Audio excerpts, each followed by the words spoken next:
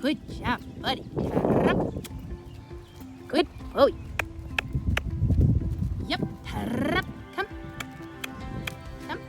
Good boy, good boy. Hi everyone, it's Eliza Sidner-Rom. Finally, part 5, getting on. The moment we all dream about when we buy a young horse. Maybe you've waited years for this day. I hope you've watched the previous videos where I go over in detail what the horse needs to know, and it's a lot, before I'll try to get on. But first, a little recap. I have a groundwork checklist of what my horse needs to know before I will climb on. So they need to reliably stand quietly, walk with me, trot with me, do a turn on the forehand around me, back up, be okay with touches all over, and okay with the whip all over. I also like to pony my young horses so they get used to hearing and seeing me above them, but I'll do a whole video on that later. Then there's my lunging checklist. The horse stays out on the circle, they go a steady tempo at walk, trot, and canter, they do at least fairly balanced transitions, and they're generally relaxed and focused, at least for a 3-year-old. And they go round into side reins that are an appropriate length for them, not too short. So here I am, ready to get on DW for the first time.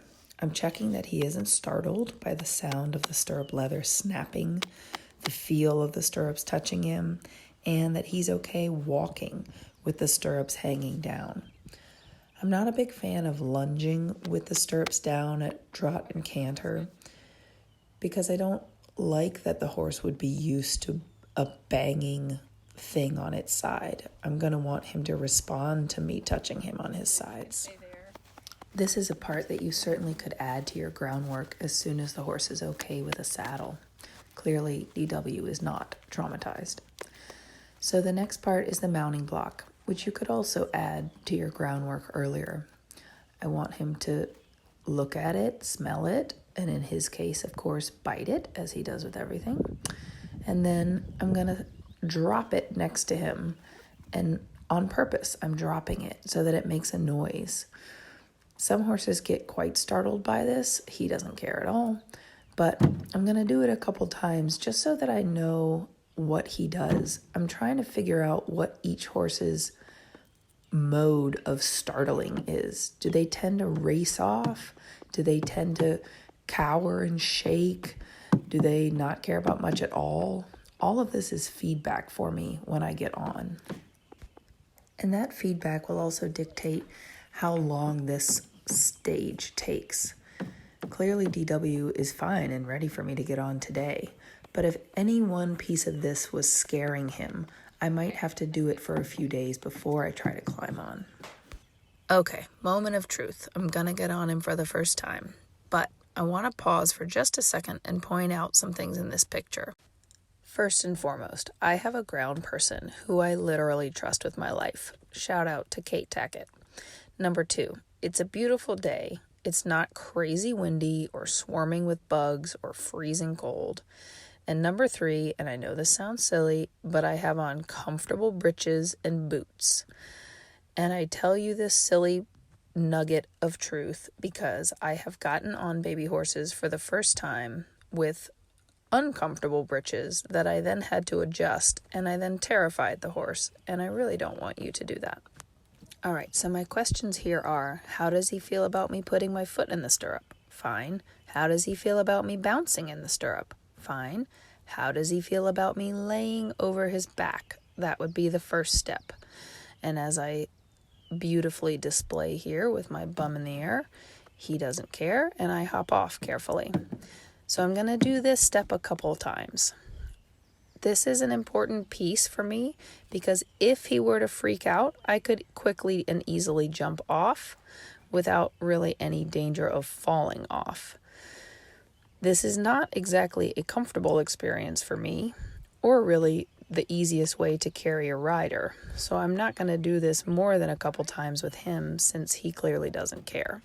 But I want to show you how I do this and then walk just a couple steps and halt with me just laying over him so that the horse can get used to the feeling of moving with a weight on top of them, because that's what's so strange for them for the first couple steps. They feel the weight on top of them, they see you up there, and it feels very strange. So if they get panicked, I can jump off quietly and try it again. Please notice that as soon as I was laying across his back, I pulled my left foot out of the stirrup so that it was easy for me to jump off. But since he doesn't mind that, I'm going to go ahead and get on him. I'm going to swing my leg over quietly and sit down. I have the reins in my hand, but I'm not pulling on them at all. And now that I'm on his back, I'm going to just sit quietly. These first couple times, I actually don't talk to the horse very much because I found many times that they get frightened by my voice up there the first time. So I have the ground person reassuring him, patting him, and I'm going to just start gently moving my body parts around a little bit since he's very relaxed. If he was not relaxed, I would not even go to moving my body parts around. Next step for this first time, the ground person asks him to walk just a couple steps and then halt. She asks him to halt after just a couple steps in case he were to get frightened and spook a little bit. And she's the one telling him to go. I am literally a weight on his back. I am doing nothing. I pretend that I'm like a dummy up there. She makes him walk. She makes him halt. She tells him he's a good boy. I just sit as balanced as I can and let him get used to the feeling of walking with a weight on top of him. What's super easy for me to say to you, but not easy to do unless you have experience, is to try to relax as the rider up there. I check in with my body parts. Are my butt muscles clenched? Do I have a death grip on the reins? Am I breathing? I take a breath in. I let it all the way out. I can't really be tight if I will breathe out with a long exhale. So I make myself do that on purpose quite a few times.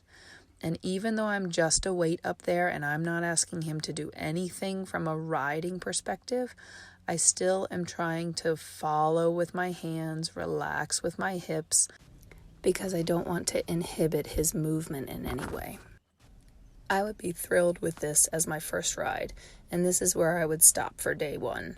Tomorrow I would do exactly the same thing, but I would add in what I'm doing here, where I'm standing up a little bit and sitting down, getting him used to what it feels like when I post, so that maybe by the third ride I could trot a little bit on the lunge line.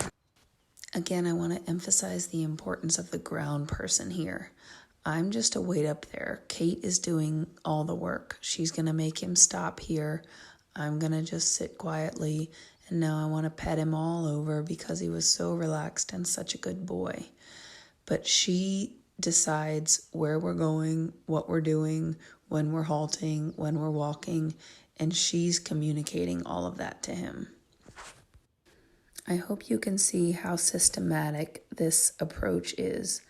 The groundwork was first, then the lunging, and now the ground person does the same groundwork with me on top, and now they're going to do the same lunging with me on top. Kate's going to walk him out on the circle, and then gradually she's going to send him out on the lunge line, and she's going to stand in the middle. I'm going ahead and standing up and sitting down a few times so I make sure he doesn't seem startled by that, which he doesn't. So here she goes ahead to send him out on the lunge line. Again, she's in charge. I'm just a weight up there. He needs to listen to the lunging person.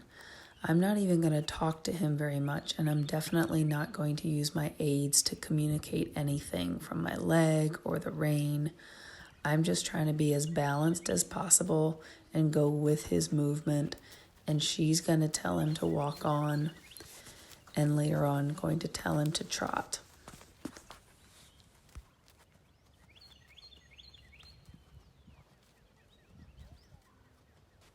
The one thing I am going to help with is to ask him to halt. So when we're ready to halt, Kate asks him with her voice, I sit back, and then I use a little bit of rein, more so the outside rein, to ask him to stop. If I used both reins, he might come up quite high in the neck. And if I use too much inside rein, he might just curl his neck around and turn to face her. So a little bit more outside rein will help to make him halt. And you can tell from this video that he's not used to that. So he kind of opens his mouth and says, "Ah, what are you doing?"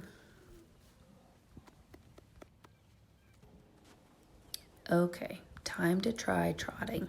So Kate asks him to trot with her voice and a little bit of whip, and I'm just ready to go with him in posting. I'm gonna just keep the reins short and quiet and post with him, and she's gonna ask him for a steady tempo. Fairly forward is my preference, the same trot that he would go normally on the lunge line. That's why I made such a big deal about them learning to go a steady tempo, because it's going to be hard for me to balance if he speeds up and slows down, and if I lose my balance, I might startle him. But if he goes a nice steady tempo, I can go with it quite easily. When we're ready to walk, Kate's going to ask him to walk, and I'm going to sit back and down as he walks.